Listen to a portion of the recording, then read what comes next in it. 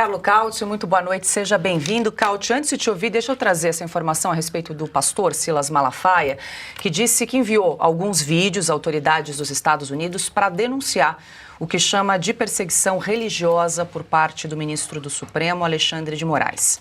São 4 vídeos dublados em inglês. Num deles, Malafaia acusa Moraes de transformar a Polícia Federal numa Gestapo, fazendo referência à polícia política do regime nazista. Na semana passada, Malafaia foi alvo de operação da Polícia Federal, teve o celular apreendido, passaporte bloqueado e sigilos bancário, fiscal e telefônico quebrados. E aí, Cauti, o pastor também está proibido de falar com esse presidente Jair Bolsonaro, com o filho Eduardo Bolsonaro. Vale lembrar, ele estava chegando de Lisboa na semana passada e foi, então, recepcionado por uma operação da Polícia Federal, foi alvo de uma operação da Polícia Federal por ordem do ministro Alexandre de Moraes. Seja bem-vindo, Cauti. Boa noite, Paula, mestre Augusto, Silvio, Piotto, boa noite ao nosso público. Quem prende, manda prender ou manda retirar passaportes de líderes religiosos, independentemente de qual é a religião, esses regimes são ditaduras. Não existe nenhuma democracia do mundo que que leva adiante uma perseguição contra líderes religiosos. Vimos aqui nas Américas, o último país que fez isso foi a Nicarágua, com mais de 200 padres, freiras dominicanas, pastores evangélicos que foram presos, exilados, estão submetidos a processos farsa.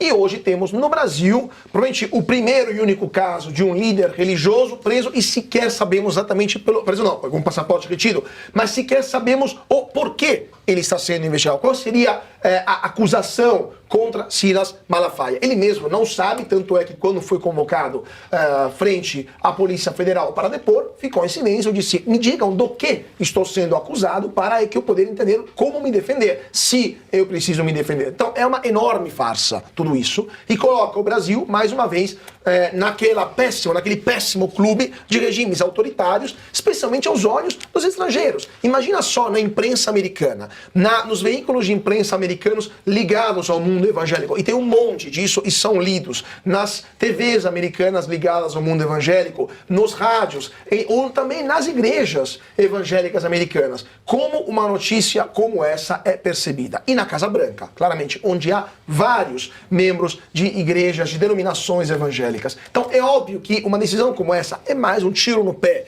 de um Supremo Tribunal Federal e do ministro Alexandre de Moraes, que ou estão querendo provocar a Casa Branca mais uma vez, achando que vão tirar algum tipo de vantagem de imagem, ou simplesmente não sabem o que estão fazendo e vão sofrer ainda mais consequências por causa disso. Porque, de novo, nenhuma pessoa em sua consciência acha que uma perseguição contra um líder religioso é algo, por golpe de Estado, contra Silas Malafaia, é algo razoável, né?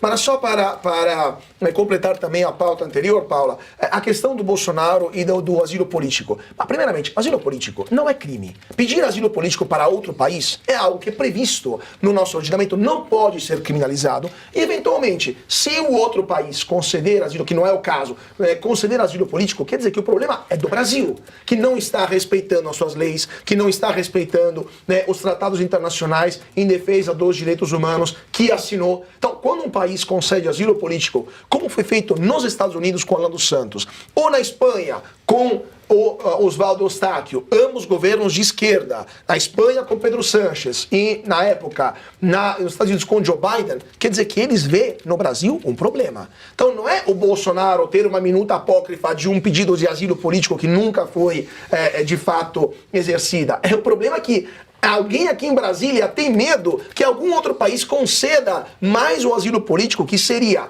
a atestação que no Brasil não temos mais uma democracia. Porque nenhum cidadão de um país recebe asilo político se no seu país de origem vigora um regime democrático normal. Sempre é um asilo político concedido a quem foge de ditaduras, ou que é entendido isso por outros países. Tá, pode ser que os americanos erraram, os espanhóis erraram também, Quem mais tem que errar para a gente entender que temos ditadura aqui no Brasil, que não estamos num regime normal democrático? E só por último, nunca se viu uma condenação por alguém que foi na Argentina, assistiu a posse do Milei e voltou para casa e não pediu asilo político nenhum. Vamos prender por quê? Se esse eventual documento nunca foi. Onde está a materialidade de uma eventual ação ilegal que não existe de Jair Bolsonaro? Pensar no exílio é crime.